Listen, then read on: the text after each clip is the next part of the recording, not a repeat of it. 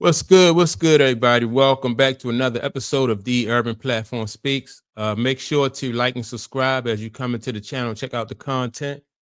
And with that being said, I want to speak on Steph Curry. And the last video I made about Steph Curry, I spoke about like how the tide is kind of turning, right, and how people are starting to slip Steph Curry into that GOAT conversation, right?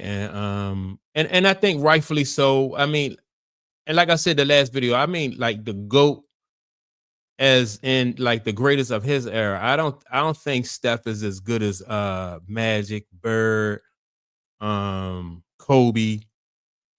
I don't put him in that. I put him right behind those guys. You know, and I respect what the path that Steph Curry took throughout his career. I do have respect for that, and I admire the way he conducts himself, right?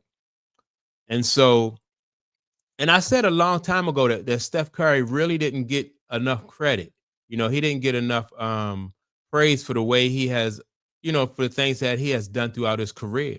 And now you can kind of see that, like the last person I heard say something about Steph being in a GOAT conversation with Shaq, and so Shaq said that, a discussion should be had. And so I said that if Steph Curry was to win another ring, and that would be five for Steph Curry. But but then think about it. If Steph Curry won another ring, and then now you have him playing in the same era as LeBron James, who also has four rings, I think five rings would really ruin LeBron uh his chances, like that LeBron James GOAT argument. Because number one, you have Steph Curry who has for three of his rings, Steph Curry's rings, he's beat LeBron James. That's three rings. So he's beat LeBron James for three out of his four rings. And you can't say that about any other GOAT or so-called superstar. Like Magic didn't lose to Bird three out of four times. And the same thing for Bird. Bird ain't lose to Magic three out of four times.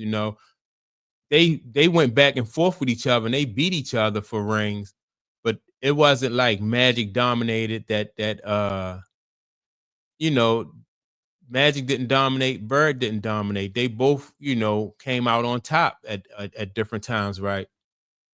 So, but with LeBron trying to push this narrative and his camp is trying to push this narrative that LeBron is the GOAT, I just think like if Steph Curry was to win a ring this year with Jimmy Butler and Draymond Green and the coach what's his name, Steve Kerr, I just think you know it'll just, I mean, the writing on the wall would just be so obvious that LeBron James is not the GOAT. Um, and then when you look at the way, like I said in my other video, when you look at the way that Steph Curry has went about his business, I think that speaks a lot to Steph Curry and his is like his resilience, his his character and stuff like that. Steph Curry has never been accused of like taking a shortcut. He's never been accused of like obviously he hasn't been hopping from team to team. He did benefit, and he did benefit from having what's the guy name? Kevin Durant. He benefited from having Kevin Durant come to his team, right? And I think that really pushed him over the top those 2 years he had Kevin Durant. But again, he won a ring before Kevin Durant. He won two with Kevin Durant. Then he came back and won another ring without Kevin Durant. So who's to say that he would not have gotten at least one of those rings without Kevin Durant, right? So that argument right there is kind of like a wash, because he proved. Now I can see if the only rings, all four of his rings was with Kevin Durant, and now he's chasing a fifth, right? Then you can say that like Kevin Durant was a big part of was a major part of Steph Curry's success. But I don't think so. I think he was a good part of it, but I think that Steph Curry, it's obvious that Steph Curry could have won Kevin Durant because he did it before and he did it after, right? So now he's got Jimmy Butler on his team and they looking good.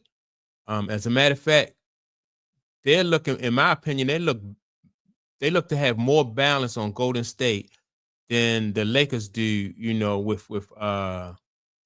with Luka Doncic, right? Because with I think Golden State, you have Steph Curry shooting a long distance three, then you have Jimmy Butler with the mid range game.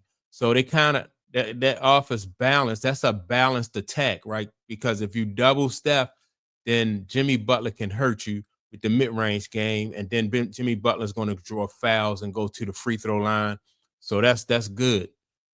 And the same thing, like if you double Jimmy Butler, then Steph Curry is going to kill you, which I don't think nobody in their right mind is going to leave Steph Curry open. But even a one-on-one for Steph Curry, that's like, basically that's as open as Steph Curry is going to get, is like a one-on-one situation.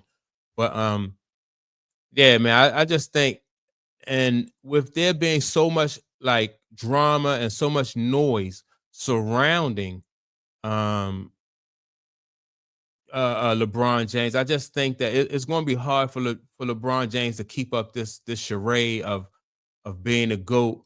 And I know people are talking about I know he's like 50,000 points and all of this and longevity, but those two records were never what the goat was based on. People never really, Kareem wasn't considered the goat because he had 40,000 points and for the amount of time that Kareem had played, he should be, Kareem should be in the GOAT conversation, but his points and his longevity was never really a part of that argument. It was his play on the court, his championships, and other things, but it wasn't the points, right? And so now you have a situation.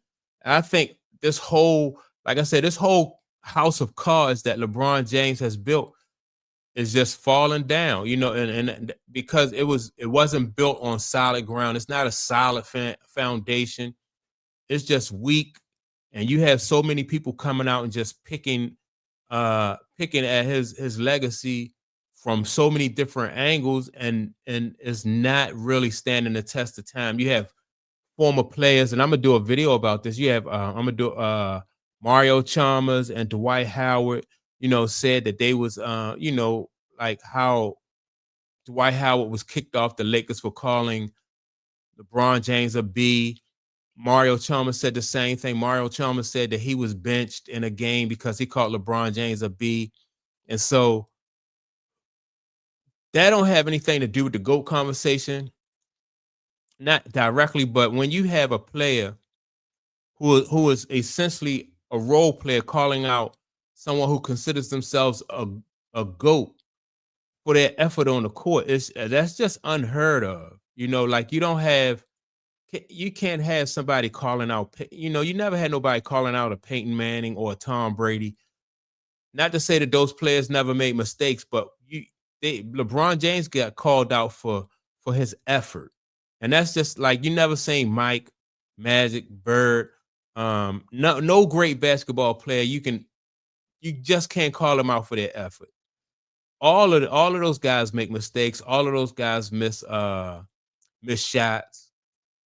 But you can watch LeBron James play, and you'll see him taking breaks on defense, getting beat for easy layups by his opponent. I've never seen that with none of the other greats. And so you get really get tired of naming names when you talk about like this player, but it's just across the board. You never see no greats get beat like that. And so, LeBron James, he worked out, but he never worked on his game. He worked on his body, but he never worked on his game. And it's obvious. It's obvious. He wanted to, instead of working on his game, he wanted to bring people in where he felt like if he was deficient, if he didn't have a low post game, then he would bring in a low post player. If he needed a 3-point shooter, he would bring in a 3-point shooter. But at the same time, he should have been working on his game so he could help his team more instead of relying more. And even what's the guy name? Anthony Hardaway. I'm sorry, Tim Hardaway even said the same thing. Like, if you the GOAT, you rely on your teammates. He relied on his teammates too much. You had Ray Allen who hit that big shot down in Miami to that kind of helped that really helped LeBron James, the Miami Heat to win that championship that year because of Ray Allen.